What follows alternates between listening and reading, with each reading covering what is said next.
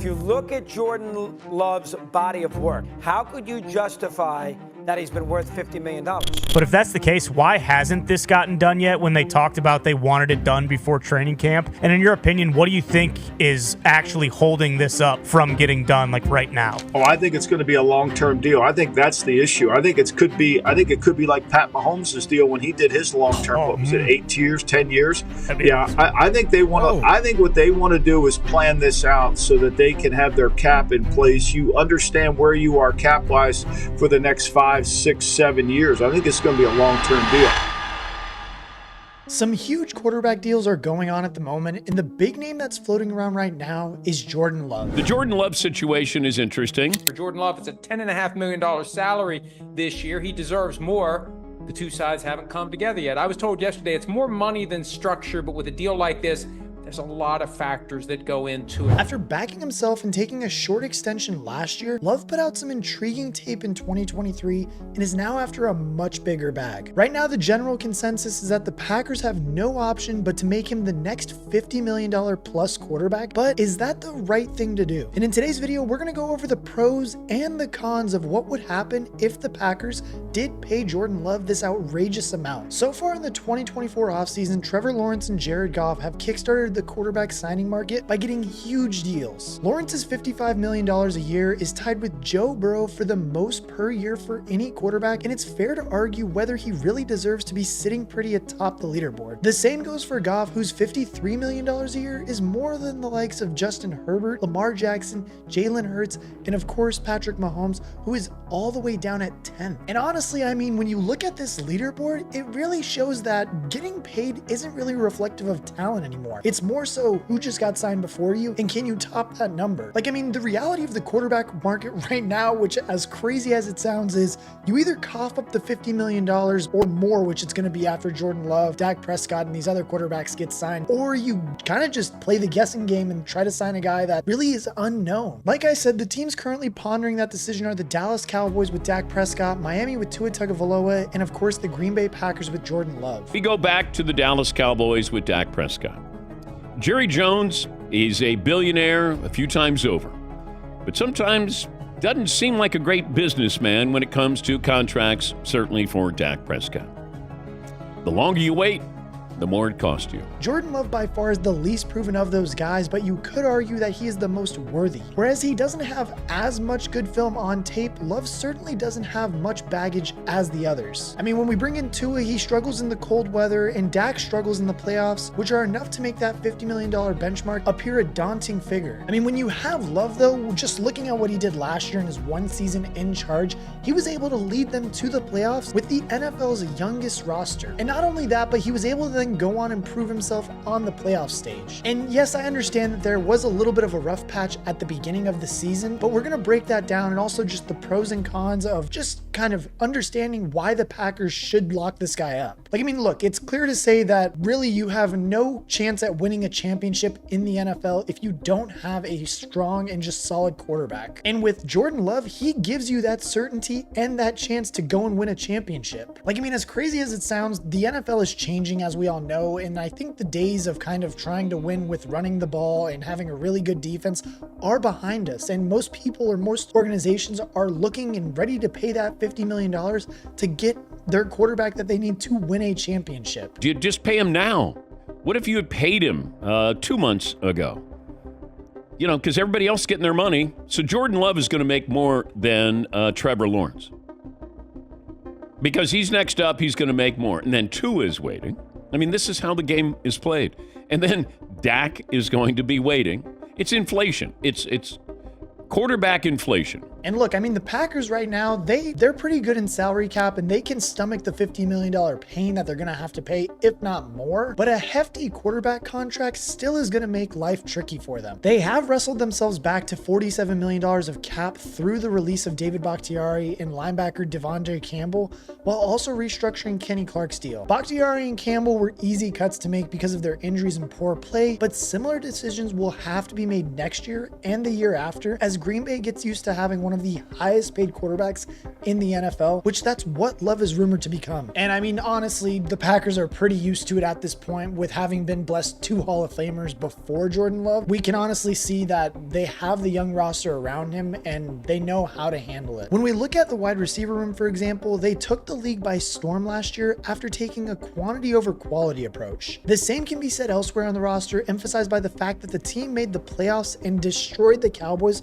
with the youngest roster in the NFL. That's the thing though, when you have these young guys at other positions though, if they become stars, they're gonna need new contracts also. And there's gonna be tough decisions that they're gonna have to make. Players like TJ Slatton, Josh Myers, and Eric Stokes will all be looking for new deals at the end of this year, with Jair Alexander, Elton Jenkins, Romeo Dobbs, Christian Watson, Jaden Reed, and many more all wanting new deals in the years that follow. And look, flat out, the presence of having a large quarterback contract, while being something that you do want, does make managing other big names like this around him much tougher. And I think the craziest thing too though is that it's not just the Green Bay Packers that are going to be affected by this contract. If Green Bay gives Love the biggest quarterback contract in the NFL, or at least close to it, that will set a new benchmark for other teams. Goff and Lawrence's contracts have already done that to a certain extent, and Love could take that even further. Dak Prescott was close to winning the MVP award last year, and Tua led the league in passing yards. Another big deal at the top of the market is only going to add more pressure on the Cowboys and Dolphins front offices respectively. I mean, and then you have Brock Purdy. If he churns out another good season in San Francisco that ends in a deep playoff run, you can bet that his agent will be using this upcoming Jordan Love deal as a benchmark. All signs right now point towards Love resetting the market. And I mean, over the last few days, Adam Schefter told ESPN that he expects him to become the highest paid quarterback in NFL history, which begs the question, is he really worth it? Jordan Love finally got his opportunity to show what he could do in 2023 after 3 years of sitting and learning from one of the best of all time, Aaron Rodgers. It was a season of 2 halves for Love, initially appearing to be an all-time bust before turning it around and putting together some special plays on tape.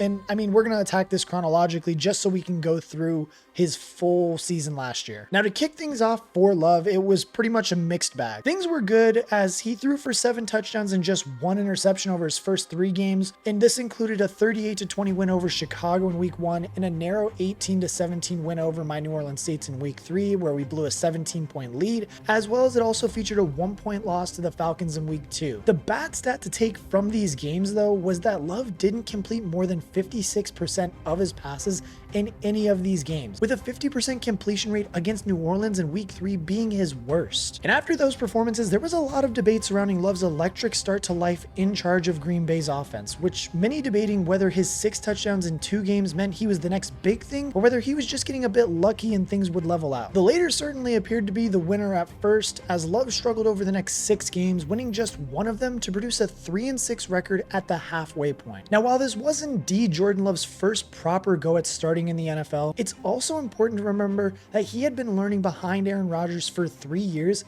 and had taken some snaps in both preseason and regular season. So I mean, at this point in the season, it was pretty well deserved of why he was receiving so much criticism from fans and from just analysts around the league up to this part in the season. Like, I mean, straight up, he was wildly inconsistent and struggling with some of the most fundamental aspects of being a quarterback. His eyes were not aligned with his footwork and his accuracy was problematic as a result. He also panicked wildly under pressure, hurling the ball downfield into coverage rather than composing himself and waiting for his 3rd or 4th read to break open, which they often did. He regularly sent the ball deep, but not with accuracy and often not on the right plays either. And then on intermediate plays, his inability to stay composed and read the defense meant linebackers and cornerbacks were gifted easy interceptions way too often. The 6-game stretch between weeks 4 and 10, including the bye week, produced a very lackluster stat line of 7 touchdowns to 9 interceptions and 16 sacks taken. It was a miserable time for Packer fans who had patiently waited to see what their 2020 first-round investment was worth, only to watch it crumble and burn in front of their eyes. He had completed just 59% of his passes and was seemingly not trusted by Mike LaFleur. And I mean, who could blame him? Against Vegas, who were not known for having good pass defense,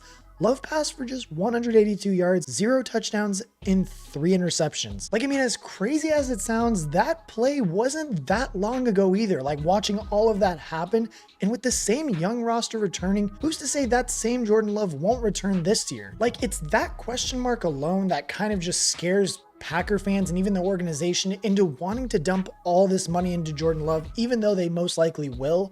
it's still a scary thought to have. Like, I mean, if that play had continued, we wouldn't even be having this debate right now, and Jordan Love probably wouldn't even be getting a contract. But thankfully for Packer fans, as we all know, that play didn't continue. The Jordan Love that materialized in the second half of the season was completely different. In his defense, you have to remember that this is the youngest roster in the NFL, and it's fair to attribute some of the early issues to a lack of experience across the entire board. November for me is when things began to noticeably improve though. Love completed 77% of his passes in a 20-3 win against the Rams before embarking on a very impressive 3-game stretch against the Chargers, Lions, and Chiefs not long after. With the season on the line and against 2 eventual conference championship contenders in the Lions and the Chiefs, Love passed for 857 yards, 8 touchdowns, and 0 interceptions. The elite play came against Detroit in a primetime game on Thanksgiving, and the 3 touchdowns 1 week later came against an elite Kansas City secondary. It was top-level quarterback play and a complete switch up from what fans were used to. From there, Love led the Packers to win 6 of their last 8 games, scraping out a 9-8 record that was good enough for second in the division and a playoff berth. And as we all know, he then converted this into an epic playoff debut, completing 76% of his passes against Dallas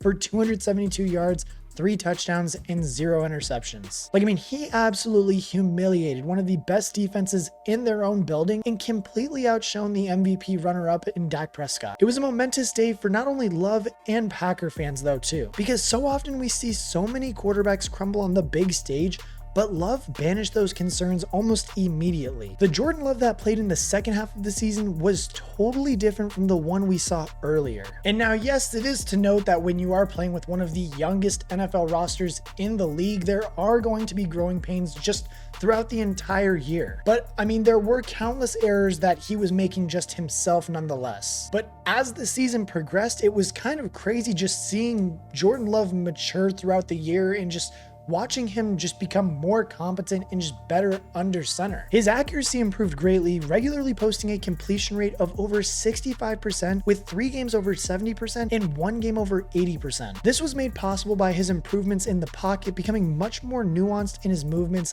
drifting ever so slightly away from pressure to buy him the time he needed to complete his progressions and find his downfield targets. He also then mastered the art of throwing off his back foot just like Favre and Rodgers did, as was shown in all its glory against Dallas in the wildcard round. He got to grips with defensive schemes and had the confidence to change plays and even use fake snaps to bait defenses into revealing their coverage plans. Like, I mean, it was honestly just, like I said, it was masterful to see his growth in the second half of that season. However, once they did go back to play San Francisco in the divisional round, that's when we saw Jordan Love kind of take a step almost back, or at least back to his old ways from earlier in the season. In that game, Love's completion rate dipped to 62% and his 2 interceptions were very costly, most notably a hopeless heave on the final drive that ended the game. And while odds were definitely stacked in the Niners' favor, there was hope for Green Bay before he threw that interception. And I mean, it's that kind of rookie era that shows that there's still a lot to learn for Love, and a reminder that a huge leap of faith in the Packers front office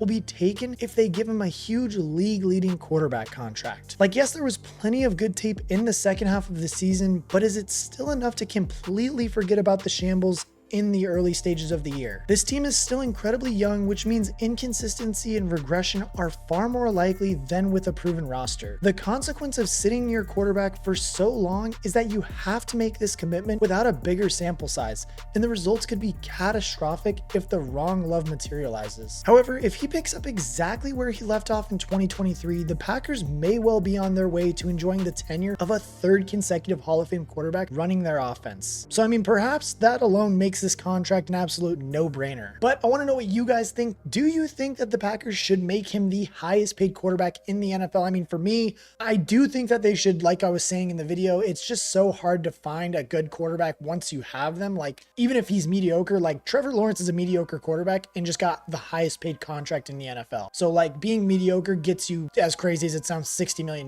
But honestly, I think the Packers, if they keep him around and this team does kind of shape up to what they want them to be, they could be legit contenders this year and beyond. So let me know in the comment section below. Give me a record prediction for the Packers, or just what you think about Jordan Love and thoughts on him in the entire wide open NFC, because anybody can take the NFC this year, I think. So Let me know in the comments. And actually, if you have not, make sure you join my Discord where we are doing fantasy leagues this year. We're going to do a pick 'em pool and all those things. Also, we're going to be starting an NCAA Dynasty pretty soon now that I just got back from my trip. But as always, I will catch you guys in the next one.